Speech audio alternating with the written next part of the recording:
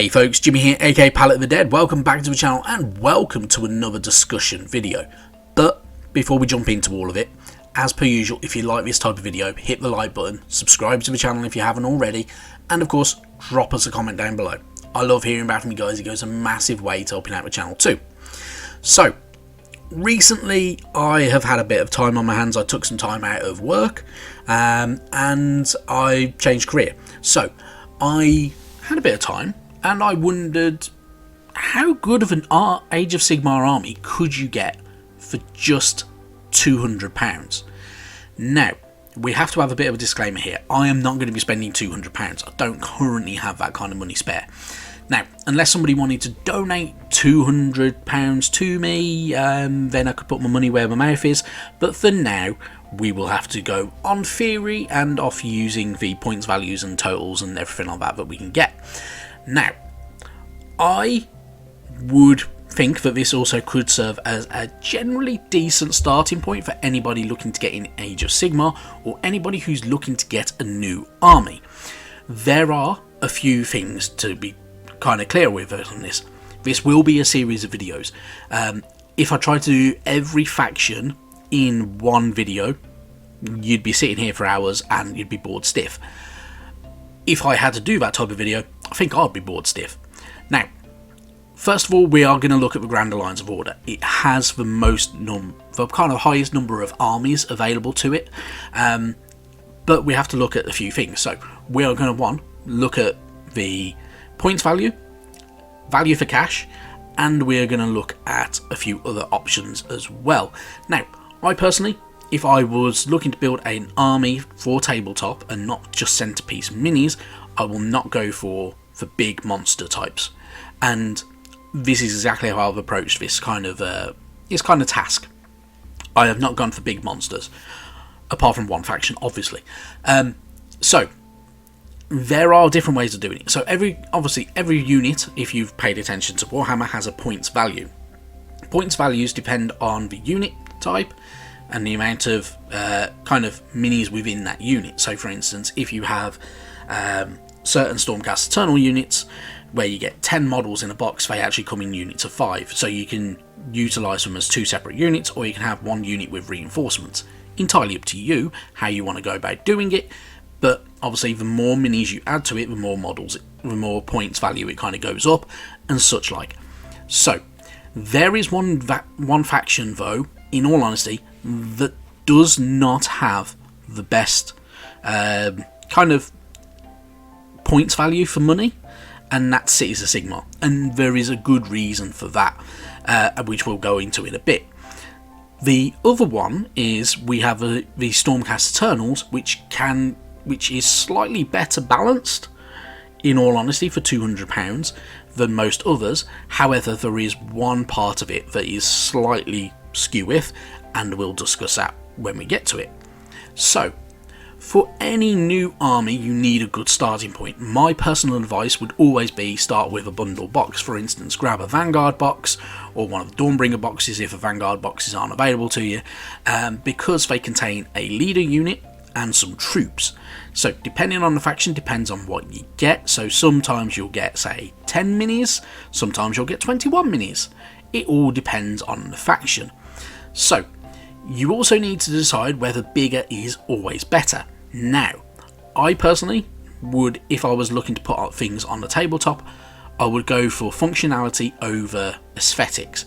I personally would go with fielding more units. So you have more to control, more options to kind of win your battles.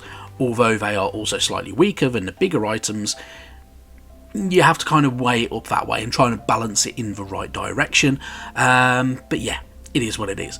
Now, without further ado, this video we are going to have a bit of a start. We're going to look at 2 factions to begin with. First off, we're going to look at the poster boys and the new boys. So, we're going to look at Stormcast Eternals and Cities of Sigmar. So for Cities of Sigmar, I've only chosen a few minis because there's not actually a lot to fill out the ranks, so there is a bit of a duplication there. With Stormcast Eternals, we have a little bit of a different issue with them, so it's not too bad. So the way we're going to do this is we're going to be looking at the GW pricing, and we're going to look at third-party pricing, and then we're going to discuss points value. Now, for me personally, if I was going to be buying an army, I would go with a third-party seller, a third-party retailer, say Goblin Gaming, Wayland Games, or Element Games.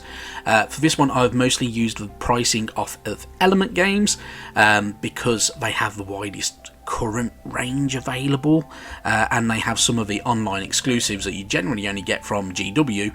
They have on their website as well. So, without that said, bit that going on.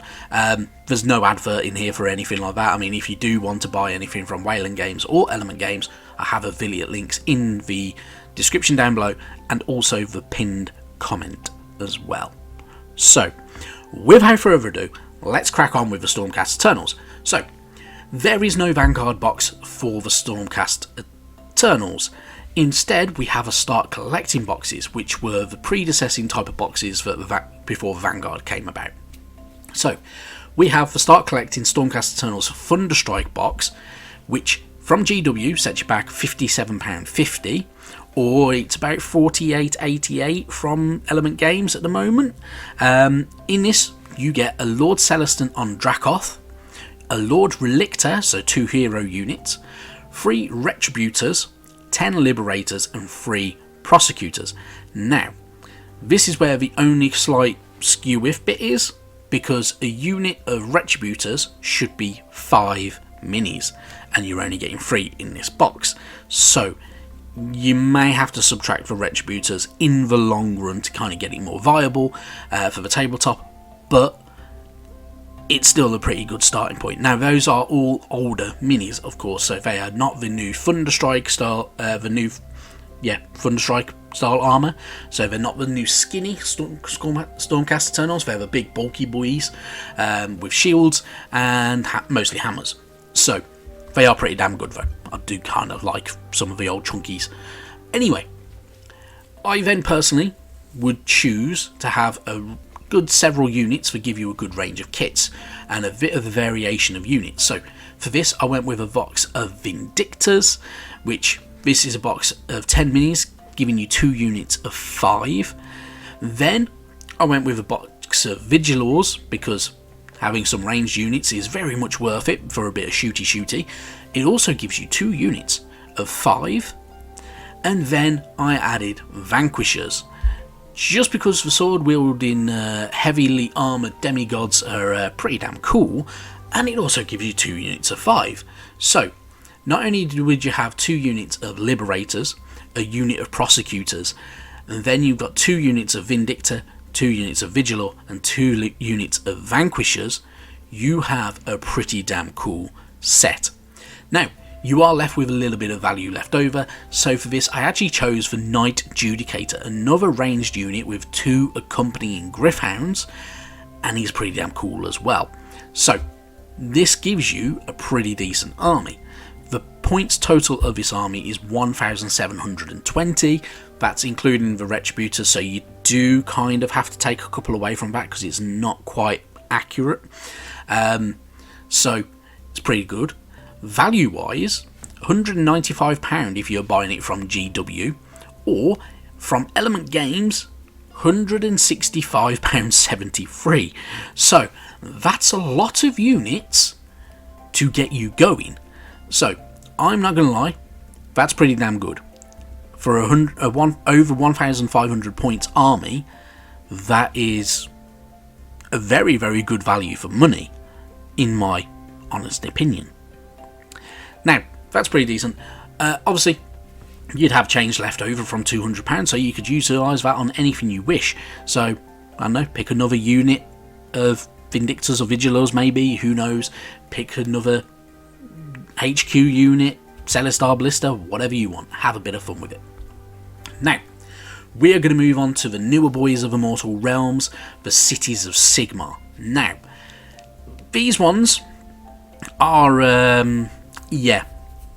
the bit of a pain in the ass, because there's a bigger problem where there's less units. Now, I haven't picked any of the older Warhammer Fantasy Battle minis that have been utilised in Age of Sigmar, just because Their availability is slightly lower at the moment, while they're preparing for new old world releases, and they don't fit the aesthetic. So I've gone for a bit of a mixture of points and aesthetic on this one, and because it's the newer one, there is no Vanguard box for it, which is really frustrating. So if it was a Vanguard box, you'd get, I don't know, 20, 21 minis for a decent value for about £85, whereas this way you don't get that many minis, and it's not enough to kind of get you going. So this will give you the lowest points value overall, but one of the coolest looking armies. So with that said, we need to begin with a hero unit to lead the faction into battle. So I chose, for obvious reasons, the Free Guild Marshal and Relic Envoy, which you can only currently get on the GW website. So it's £27.50 on GW, or if you're going to be buying from a third-party retailer, there is, in all honesty, Pontifex Zenestra. So you have a wizard unit, which can be as cheap as £36, 12p or something like that. A really cool centerpiece style mini, and a wizard. Pretty damn cool. Very well, there's about 90 points in it in terms of points value, so it's entirely up to you how you go about doing it, but really good value for money at 36 quid. So not bad. Then, sticking with another hero, I went with a Free Guild Cavalier Marshal. Also, one of the best looking Cavalier units that I've ever seen. One of the awesome looking units as well. One of the standout units from the Cities of Sigmar, and very, very much worth the money. So really, really cool stuff there. Then, I personally would add 2 lots of Free Guild Steel Helms. It's a total of 20 minis. They look really cool. There are some minor alterations for build options, so it's entirely up to you how you want to go about doing it, but they look really cool at the same time. Then I personally would add a unit of Free Guild Cavaliers to join that Cavalier Marshal, giving you 5 cavalry units to get on with that also look pretty cool, have some slight alterations so you can make them all look a bit different and have a bit of fun with. And then, because I personally would want something that has a bit of range to it and a bit of a bang for its buck, I personally would go with the Ironworld Great Cannon because it looks damn cool.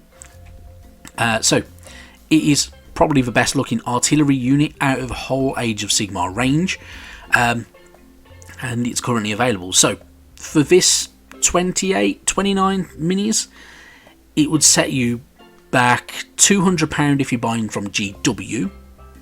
If you're buying from some third-party retailers, having already changed the Free Guild Marshal for Pontifex Zenestra, you're looking at £182.73. So, if you're buying it from GW, it's a 740 point army. If you're buying it with Pontifex Zenestra instead of Free Guild Marshal, 830 points, which is pretty damn good. However, it is the lowest point value for any of the Forces of Order that you can buy for £200. So, it's a bit of a, you have to weigh up whether you wait for a box of a Vanguard box for the Cities of Sigmar, which could be really, really cool, or you want to get going now. So it's your choice, but it's a bit of food for thought.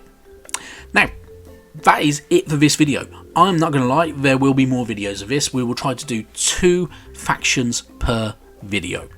No messing around with it. We're going to have a bit of a kind of try and crack through them all, and then we'll go on to the Forces of Death. We'll go on to all the other forces as well. So, happy days.